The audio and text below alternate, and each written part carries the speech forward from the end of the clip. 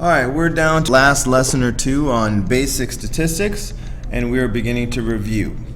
So this problem is pertaining to the empirical rule, which worked like this.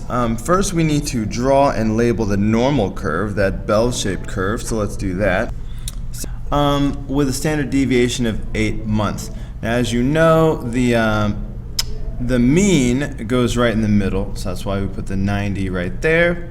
And then the standard deviation of 8, well, we counted up 8 going to the right, and we subtracted 8 as we went to the left. So each one of these jumps represents one standard deviation from the mean. What interval contains 68% of all values? Well, we long ago memorized these percentages, and if you haven't already memorized them, I suggest you do it now. This leads us to the fact that the 68% will be the interval from here to here. That's one standard deviation in both directions. So that will be from 82 to 98. Interval contains 95% of all values. Well, we have memorized that 95% of the data should be 2 standard deviations in both directions. Okay, 2 to the left, 2 to the right. That's 74 to 106 months. Now, what interval contains 99.7% of all values? Hopefully by now you have memorized that 99% of the data will be between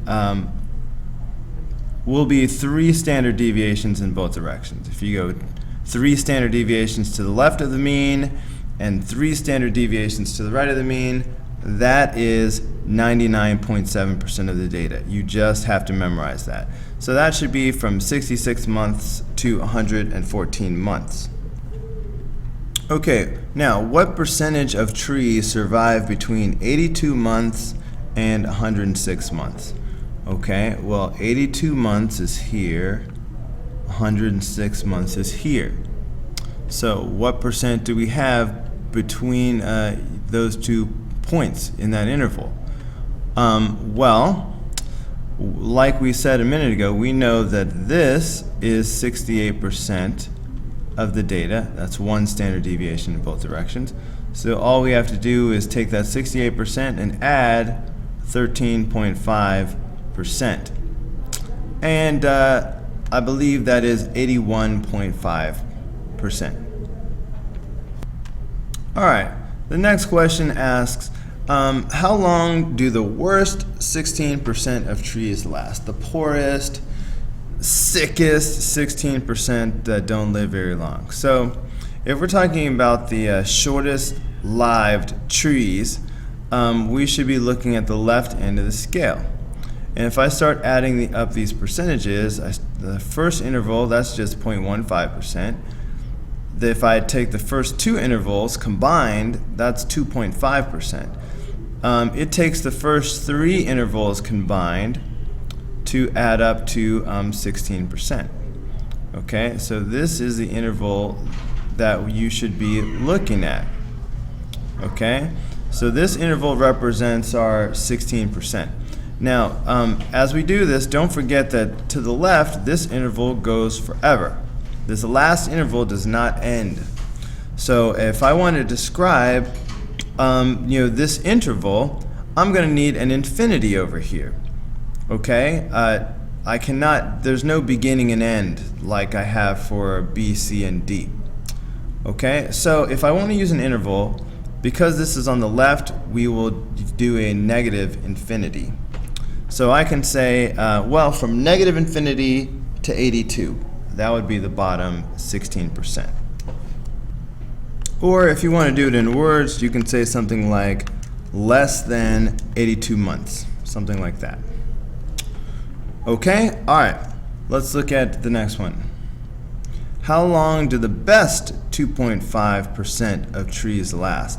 2.5%, all right, if we're looking for the best, okay, we're talking about the highest, longest living trees, so we should be looking at the other end of the scale, which is going to be over here.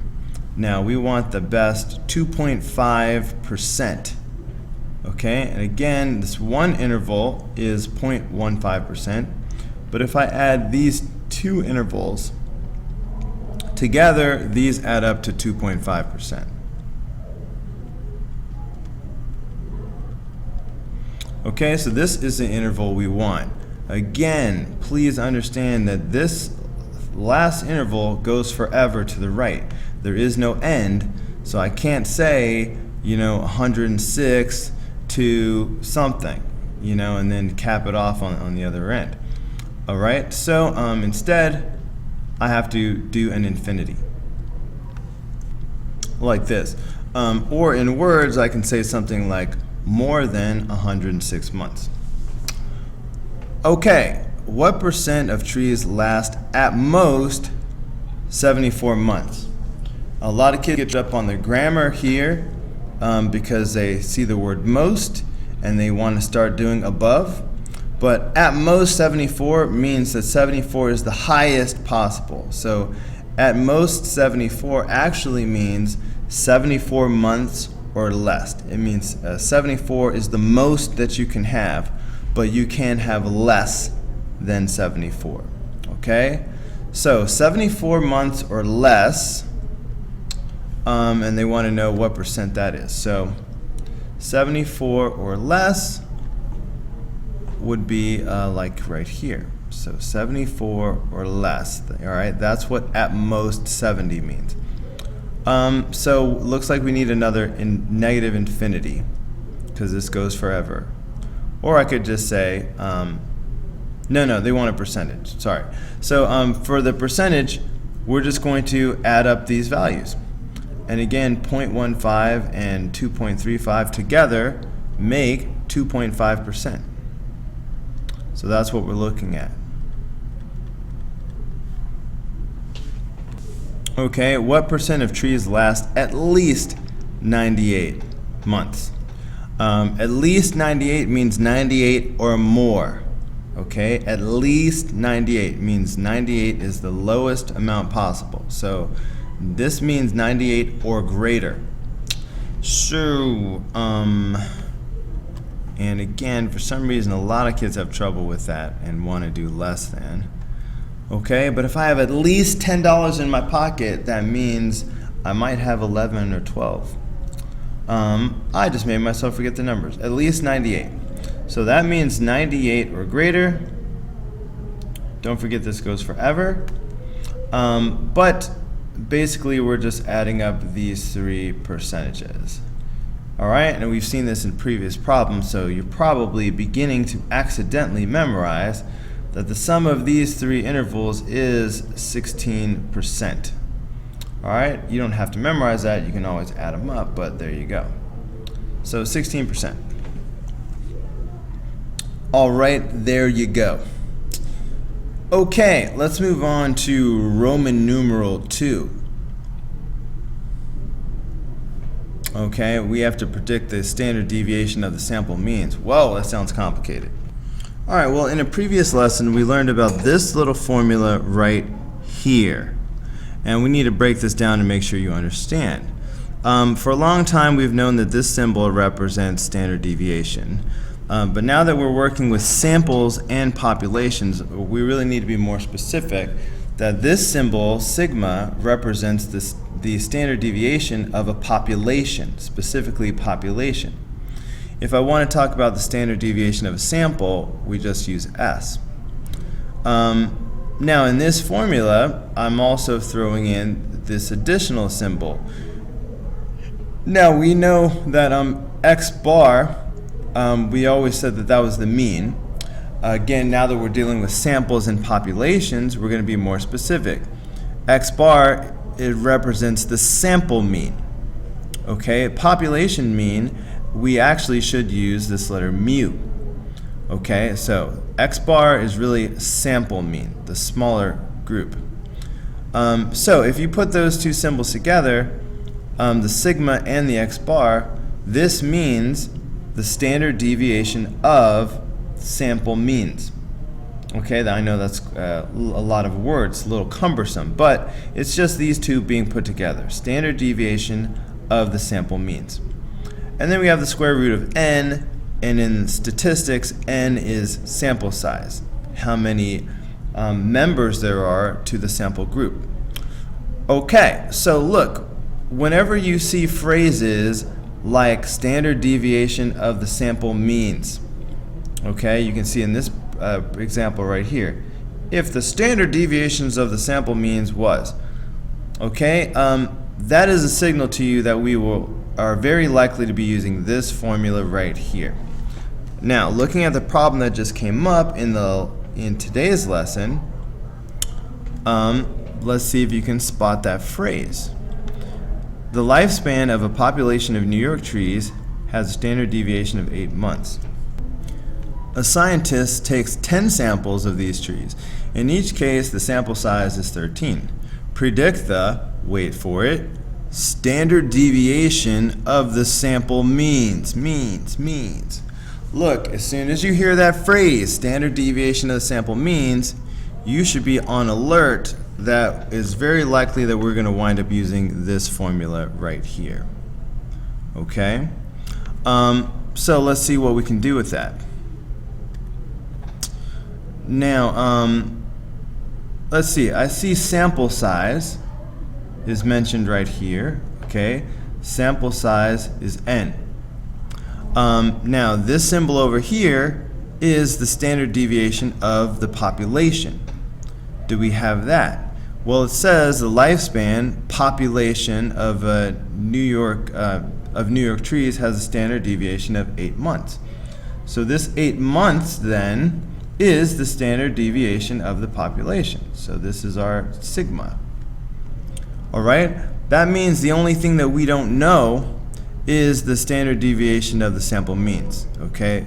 So we must be trying to find this guy. This is what we're trying to predict. So we have everything else. So let's just plug that in. So in other words, this is going to be 8, as we mentioned, and this is going to be 13 because that's the sample size. Why did I put 17? I don't know. I'm crazy. Okay, so in other words, the formula is going to quickly become 8 is equal to the standard deviation of the sample means times the square root of 13. And I'm supposed to solve this for the standard deviation of the sample means. I can do that very easily by dividing both sides by radical 13.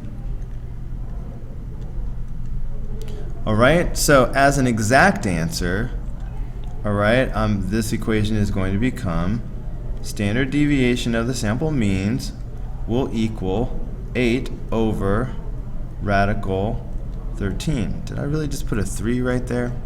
Why didn't you guys say something, man? You're just going to make me look foolish. Okay, so 8 over the standard deviation, 8 over radical 13. So this is the exact answer right here. I will put a box around that and say kabam. But very often we're going to want a decimal, so we can just put that in a calculator and get a decimal. See what I can do here.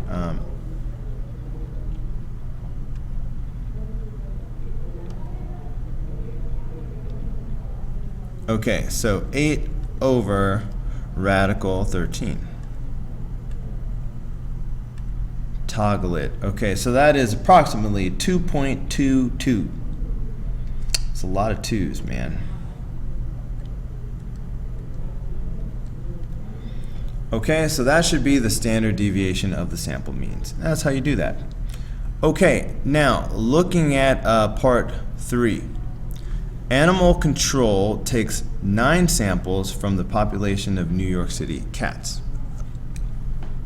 Okay, by the way, did it say how many samples? Alright, notice the following thing. In Roman numeral 2, it told us that there were 10 samples taken. Notice that 10 did not show up anywhere in the problem. That is a distractor. It's extra information that you did not need. So do not be concerned by the fact that we are not using the number of samples. That just doesn't have anything to do with it. All right? And I'm mentioning that now because it's about to happen again. All right, I'm just going to use the same formula up here. Now, they take 9 samples. Look, guys, there's no place for the 9 samples in this formula. Okay, that just the fact that they're taking 9 samples is not going to affect our answer. But what else though? The found. I think that should be they found.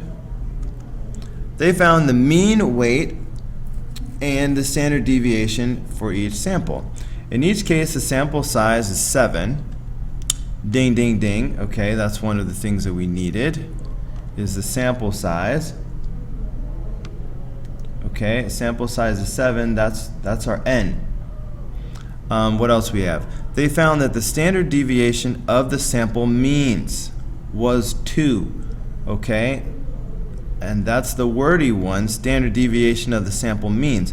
That's the one that lets us know that we're using this formula in the first place, okay? Because that's right there. Okay? So that is our standard deviation of the sample means. That's this guy. All right, predict the standard deviation of the weights for the whole population. Okay, so we are supposed to predict the standard deviation. All right, and it says the whole population. So we are supposed to predict and find this guy. All right, so this is the one that we are looking for this time. Okay, but we are given that this, so that's what we're looking for. But we're given that this is 2, and we're given that this is 7. Okay, so our formula becomes standard deviation equals 2 times the square root of 7. All right, just plugging in the 2 things we're given. Plugging in the 2 and the 7, where they go. Standard deviation of the sample means, boom, that's this. Sample size, boom, that's that. That leaves this. So that is the answer. Okay, if I wanted a decimal, I could easily put this in the calculator. 2 radical 7. Let's do it. 2 radical 7. Toggle it. That is 5.29.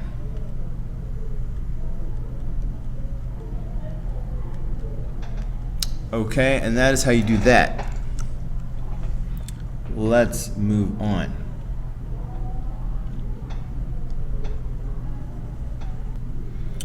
Roman numeral 4. Does time of day affect your grades? Your teacher decides to compare the results of a recent test to see. Your teacher uses the grades from 10 students in first period and 7th period. I feel like we're missing a word here. I'll put it in an of. Your teacher uses the grades of 10 students in first period and 7th period classes.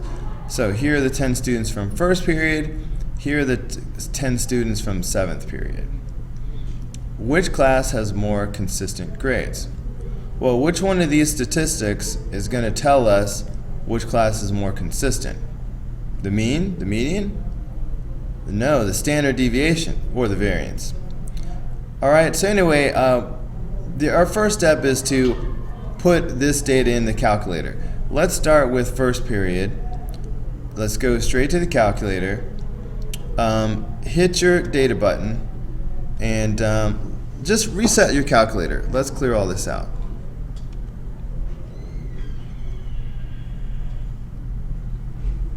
Okay, so hit your data button and let's just type first period into list 1 right now.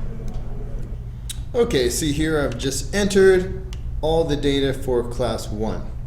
Now, of course, we will now hit second stat, 1 variable statistics, so just enter, everything looks good, enter, enter, enter. So here we've got some information to look at. Let's see what we need. So we're supposed to have the mean, the median, the minimum. Okay, let's start with the mean. Okay, the mean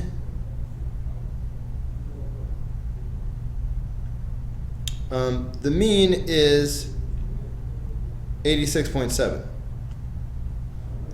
Okay, so there's my 86.7. Excuse me. Kind of messed that up. All right. 86.7. The median. For the median, I can just kind of scroll down and see. By the way, that's the minimum. All right, it says that for you right there. That's 67. Okay, so the minimum is 67. Might as well get that in there. Now the median is 89.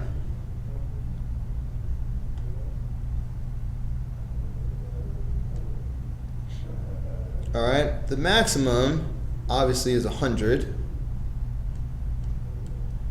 And then the range, all right, we know the range should be the maximum minus the minimum, so that's just going to be 33. And then the standard deviation. Now, the standard deviation, it doesn't say anything about sample, so we will just stick with the usual standard deviation of, coming back to me, item 4 is 10.43. All right, if it said sample, we would use item 3, but 10.43. Now be careful for variance. Please remember that the variance is the standard deviation squared. So it's like 10.43 squared, but I don't want you to round. So please get to a blank area on your calculator. Now get back to where we came from. Go down to item 4 and hit enter. This prints the standard deviation on your screen with all of the decimals in it. So if I go ahead and hit squared, this will give me the variance. This is the exact answer for the variance, and this is the decimal equivalent. So 108.81.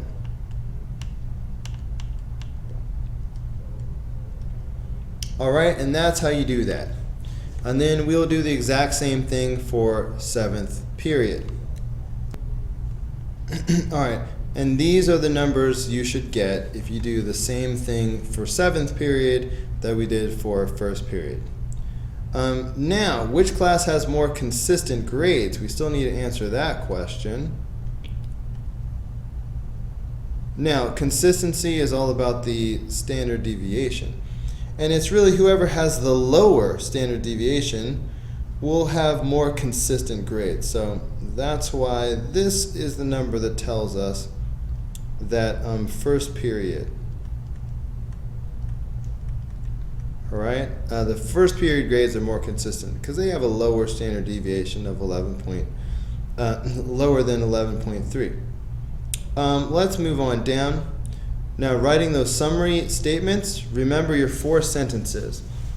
So here's our first sentence. Period 7 has a higher mean than period 1. Okay, where's that mean? Okay, that's just our 88.3 versus 86.7. This means period 7 generally has higher grades. So that's your second sentence. Third sentence. All right, so far these 2 sentences were about the mean. These 2 sentences should be about your standard deviation. So period 7 has a higher standard deviation. Okay, 11.3 versus 10.4. This means that period 7 grades have more variation. Please make sure you're mentioning grades in your second sentences. Period 7 has higher grades. Period 7 grades have more variation. Don't just say period 7 has more variation. Say period 7 grades have more variation. Okay, that's how you do your summary statement. All right. Now let's look at this one. The Nintendo Corporation claims that the mean battery life of a Nintendo 3DS is 8 hours, which is 480 minutes, with a standard deviation of 45 minutes. You think that can't be right, so you get a sample of 10 Nintendo 3DSs to compare with the population. here's the data. Compute the mean and standard deviation of the sample. Okay? And of course, we would get these numbers by typing this data into the calculator. Just like we did for the previous problem. Okay? You would take this data and you would type it into your calculator. Alright, so here I've typed all the data into my calculator, into list 1. If I hit second, data, enter, enter, enter. Okay, I'm getting that the mean is 463 and the standard deviation, okay. Now, I think this time it specifically says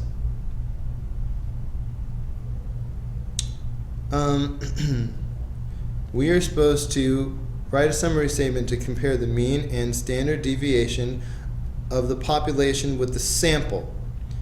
Okay? So they're specifically mentioning the word sample. So let's make sure, because we're doing sample, when we do the standard deviation, we should use the S, not the sigma.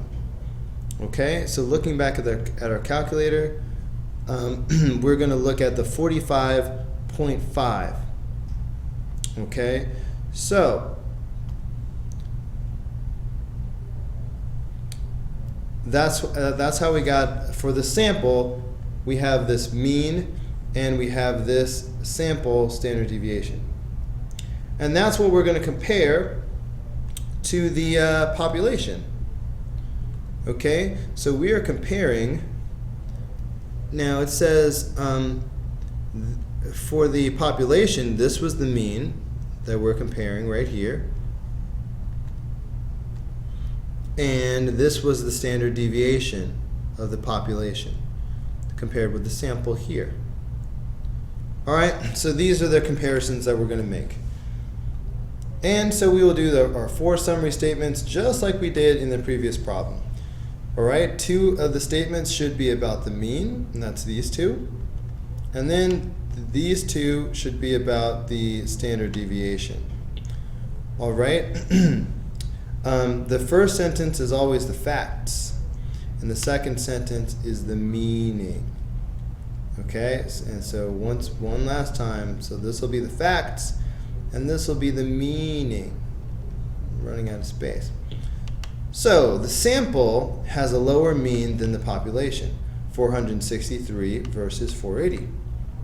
Okay, so there's the facts. Now the meaning. This means that the sample units generally do not last as long. Okay, so we're talking about battery life, so you have to mention something about how long they last. And then for standard deviation, the sample has a higher standard deviation than the population, 45.5 versus just 45. So that's almost the same, but you know, technically the sample has a slightly higher standard deviation. This means that the population units are more consistent with how they last, or how long they last. All right, and that is how you do it. So that is the end of this lesson. I hope that it was helpful, and I will see you on the next video.